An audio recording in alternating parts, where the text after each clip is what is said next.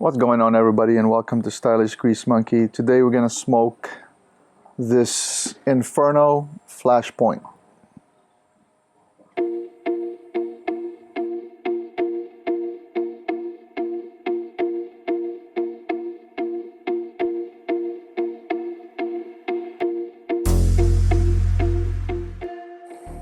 Look, I know it's been a while since I smoked a cigar,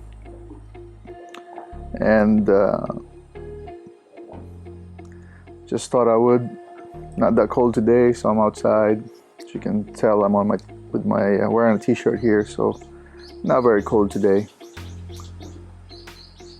And as always, I make videos of me smoking cigars, but I don't try not to anyways review, because I am not an expert in reviewing cigars. Failure, I tell you. Come on. All right, I'm gonna have to reset here in a minute. I don't know what's going on with this thing.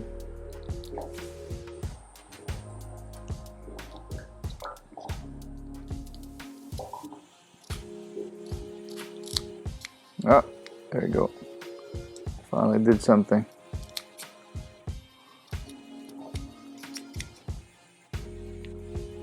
So what are we going to talk about today? I'm going to talk about what makes a good cigar, in my opinion. As always, I am not the expert on cigars, and so all of the things I'm going to put out here is based on my opinion and my experience. Everybody else got their own opinion and experience. I can tell you that I have been smoking cigars for a little while now.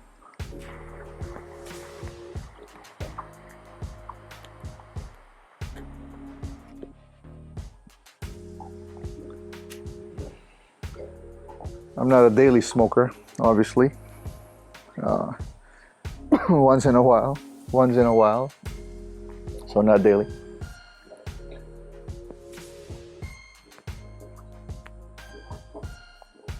I'm also not a cigar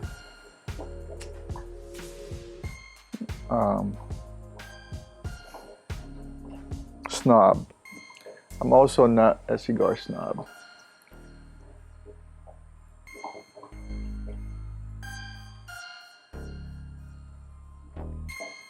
In all honesty, I have smoked Cuban cigars before, and I guess the first thing on my list on what makes a good cigar is just get it out of the way.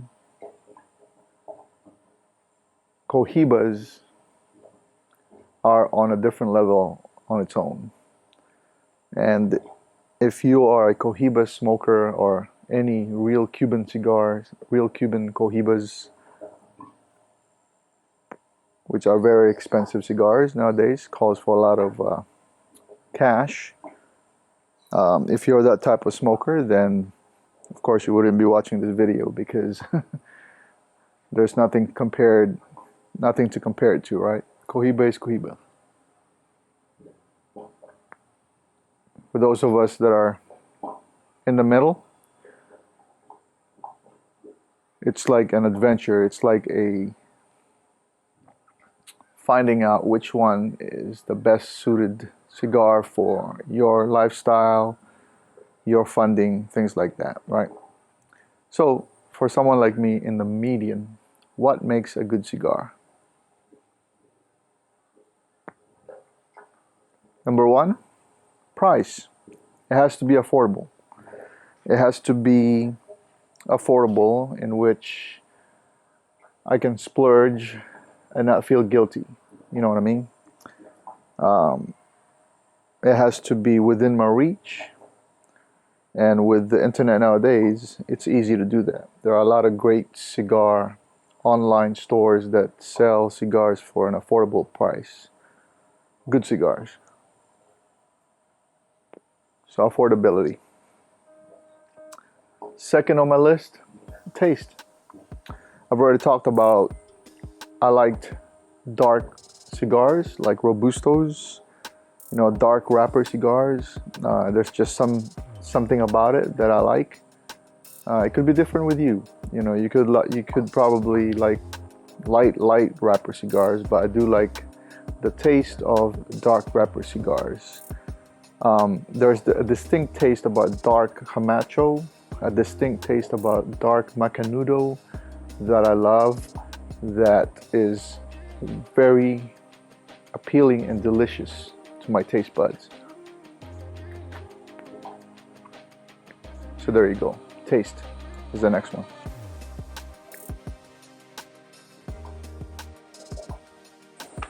So aside from taste, what makes a good cigar in my opinion? The next one is freshness. And you can probably relate that to taste, but that's not what I'm talking about. I'm talking about freshness as in how it burns, how crisp, how tight it's wounded, and what the draw is, right? Now, freshness is in between you and the seller with the invention of self-regulating humidifiers nowadays, and most of the cigars that come and arrive on mail are properly boxed and properly placed on these humidifiers.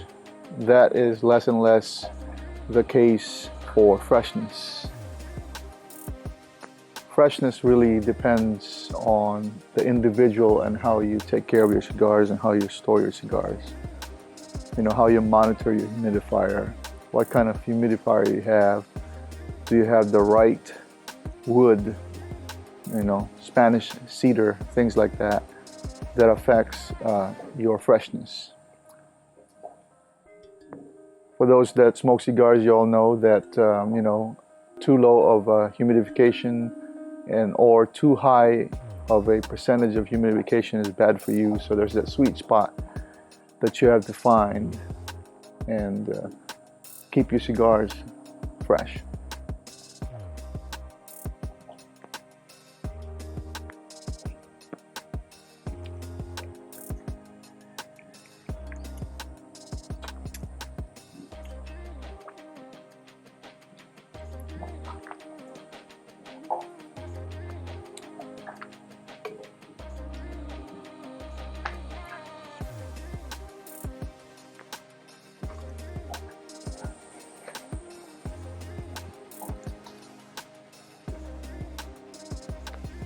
So what makes a good cigar?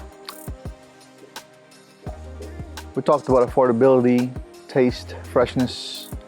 I think the appearance of cigars for me, how it's rolled, what the bands look like. So the appearance is another thing that makes a good cigar. The roll of the cigars, hand-rolled cigars, is, directly a reflection of the person that rolled it. So expertise, that's why, imperfections are normal. The veins on cigars are normal. Shapes are just different types of shapes. I'm talking about the character of each of the cigars. If you look at a box of Cohibas, it is perfectly laid out. Every single cigar is exactly the same size, maybe small variations, but very cut clean, set to a very high standards. You know what I mean? You can tell cigars that are rolled properly or rolled by expert rollers, and those that new companies are just coming up and making cigars by bulk as fast as they can so they can sell it. Now, I'm not saying those cigars don't taste good. I'm just saying is that I prefer appearance. I do look at appearance. I of course, when I receive the cigar and if it looks like crap, in my opinion, then I'll still smoke it, and I'm not going to return it. And by the way, most cigars that I buy are on sale, and so I have no really reason to be returning or complain about the appearance of cigars, but appearance is one of the criteria for me on good cigars.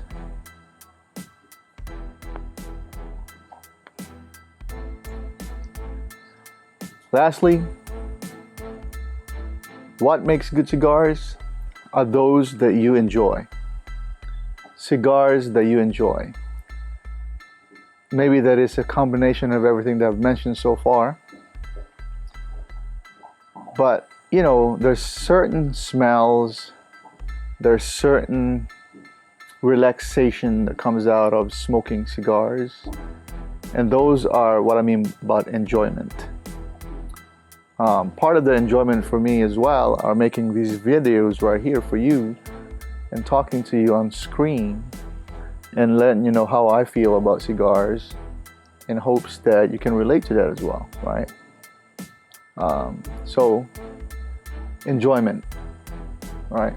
So those are my, criteria for what makes a good cigar. Affordability, taste,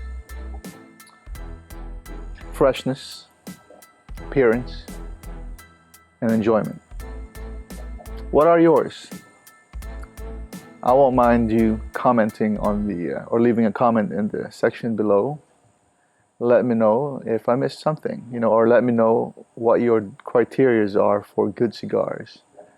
I would really enjoy that, and I really do appreciate it. For those of you that support me, I do appreciate it. Thank you very much. If you're new to my channel, this channel right here is about men's style, grooming, a little bit of my cigar videos, my future in building cars, trucks, and motorcycles. And speaking of that, I'm within the 5-month window of being able to start my next project, and I'll talk about that in the next episode of my video, or maybe I'll attach it to this one. So until then, you stay healthy, and I'll talk to you later.